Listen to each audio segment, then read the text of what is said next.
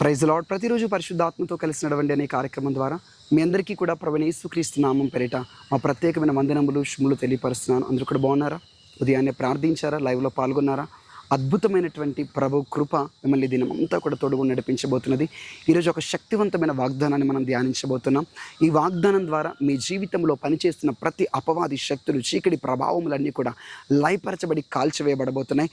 ప్రకటన గ్రంథము 12వ అధ్యాయము 11వ వచనం, వారు గొర్రెపిల్ల రక్తమును బట్టి తామిచ్చిన సాక్ష్యమును బట్టి వానిని జయించి ఉన్నారు.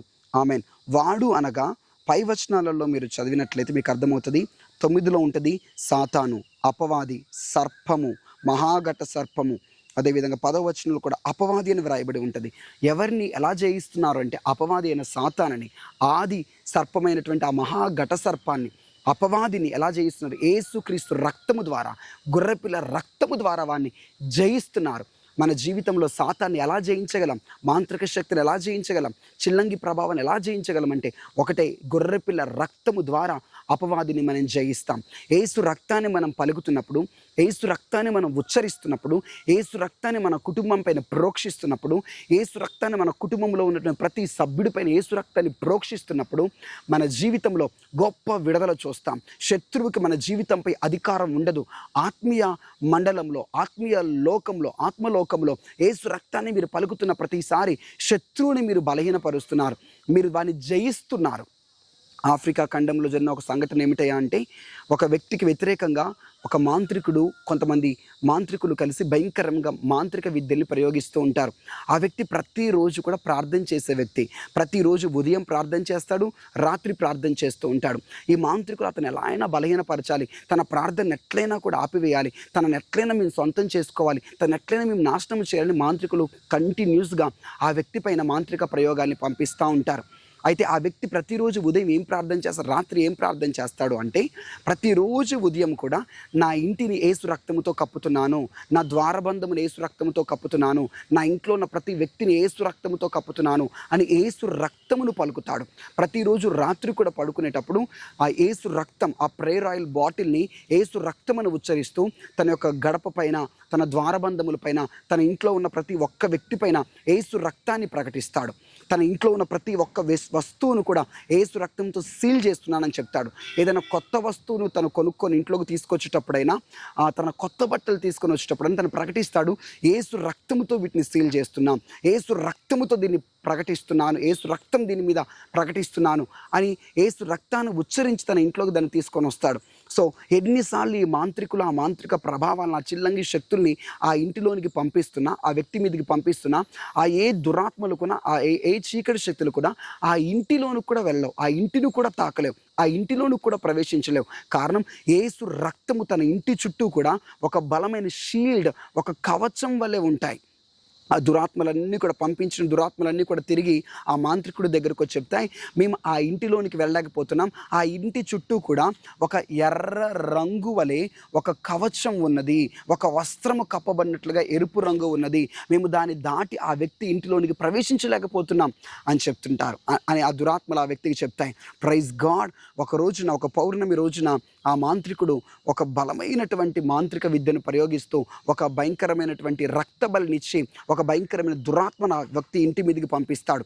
ఆ దురాత్మ శక్తులు ఆ యొక్క వ్యక్తి ఇంటి మీదకి, ఆ ప్రార్థన చేసేటటువంటి ఆ వ్యక్తి ఇంటి మీదకి వెళ్ళి ఏమీ చేయలేక ఆ చుట్టూ ఉన్నటువంటి, ఆ ఇంటి చుట్టూ ఉన్న ఆ కవచాన్ని దాటి వెళ్ళడానికి ప్రయత్నిస్తూ, ఆ కవచాన్ని, ఆ షీల్డ్ని, ఆ గోడను తాకడానికి ప్రయత్నిస్తాయి. ఆ గోడని ఇలా తాకిన వెంటనే ఆ దురాత్మలన్నీ అక్కడికక్కడికి నేల మీద కుప్పకూలిపోయి కాలిపోయినట్లుగా అయిపోతాయి అన్నట్లు. ఆ మాంత్రికుడికి చాలా కోపం వస్తుంది. అప్పుడు ఆ మాంత్రికుడు గ్రహిస్తాడు, అతని ఇంటి చుట్టూ ఉన్న యేసు రక్తపు శక్తి మా మాంత్రిక శక్తుల కంటే గొప్పది, మేము ఏమీ చేయలేకపోతున్నాం. ఆ ఇంటిలో ఆ ప్రార్థించే వ్యక్తి ఎలా సాతాను శక్తిని జయించగలుగుతున్నాడు, ఎలా దురాత్మ శక్తిని జయించగలుగుతున్నారు, మాంత్రికుల్ని ఎలా జయించగలుగుతున్నారు అంటే ఒకటే, గొర్రెపిల్ల రక్తము ద్వారా. మీరు ఒకవేళ మాంత్రిక శక్తులతో పీడింపబడుతున్నారా, దురాత్మ శక్తులతో పీడింపబడుతున్నారా, దయ్యపు శక్తులతో పీడింపబడుతున్నారా, యేసు రక్తముతో మీ కుటుంబాన్ని కప్పండి. యేసు రక్తాన్ని మీ ఇంట్లో ఉన్న ప్రతి మూలన ప్రతి అడుగడుగు బాగాన యేసు రక్తాన్ని ప్రోక్షించండి, యేసు రక్తాన్ని ఉచ్చరించండి. ప్రతి ఉదయమే లేచి గొర్రెపిల్ల రక్తముతో నన్ను కప్పుకుంటున్నా అని చెప్పండి. మీ ఇంట్లో ఉన్న ప్రతి ఒక్కరిపైన యేసు రక్తాన్ని ప్రోక్షిస్తున్నాను మీరు పలకండి. అంతే, అది ఆత్మీయ లోకంలో పనిచేయబోతున్నది. గొప్ప ప్రొటెక్షన్, గొప్ప కాపుదల మీరు చూడబోతున్నారు. జయించుట అనగా, గొర్రెపిల్ల రక్తము ద్వారా జయించారు అనగా, జయించుట అనగా కష్టముతో బయటపడటము కాదు, ఏదో ఒక రకంగా కష్టముతో ఇక శక్తి లేకుండా బయటపడటము కాదు. జయించుట అనగా శత్రువుని ఓడించారు అని అర్థం, అపవాదిని బలహీనపరిచారు అని అర్థం, శత్రువును త్రొక్కివేశారు అని అర్థం, శత్రువు నిలవలేక పారిపోయాడు అని అర్థం, వీరు జయించి నిలబడ్డారు అని అర్థం. Praise God. మీరు ఏదో ఒక రకంగా పోరాటంలో ఎట్లా ఒక రకం కింద పడి మీద పడి ఏదో ఒక రకంగా ఆఖరి క్షణంలో బయటపడ్డని అర్థం కాదు. శత్రువుని మీరు గెలిచారు, అపవాదిని మీరు గెలిచారు, మాంత్రికులు మీరు గెలిచారు. మీకు గెలుపు ఉంది గొర్రెపిల్ల రక్తము ద్వారా.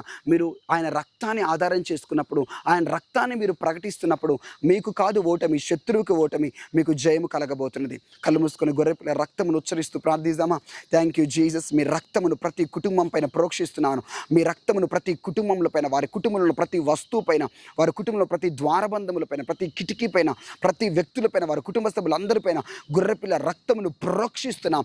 శత్రువు దాటలేని, అపవాది తాకలేని, మాంత్రికులను వణుకు పుట్టించే బలమైనటువంటి గొర్రెపిల్ల రక్తమును ప్రోక్షిస్తుండగా ఇప్పుడే విడుదల కలుగును గాక. వారి ఇంటిలో పనిచేస్తున్నటువంటి ప్రతి దురాత్మని గొర్రెపిల్ల రక్తమును చల్లుతుండగా కాల్చివేయబడును గాక, లయపరచబడును గాక. వీరికి, వీరి కుటుంబ సభ్యులకు గొప్ప విడుదల కలుగును గాక అని ప్రకటిస్తున్నాను. నీ రక్తము ద్వారా జయమును దయచేసినందుకు స్తోత్రములు చెల్లిస్తాం. ఏసునామములో ఈ దినమంతా కూడా క్షేమము, కాపుదల మీ రక్తపు నీడలో మాకు దయచేయమని ఏసునామములో ప్రార్థించి వేడుకుంటున్నాం తండ్రి. Amen, amen, amen. Thank you. God bless you. Praise Lord. ఈరోజు ఈ యొక్క సందేశాన్ని, వాగ్దానాన్ని అనేక మందికి షేర్ చేయండి. ఇది అనేక మందికి ఆశీర్వాదకరంగా, దీవెనకరంగా, విడుదల కలిగించేదిగా ఉండబోతున్నది. Praise Lord. God bless you. Thank you.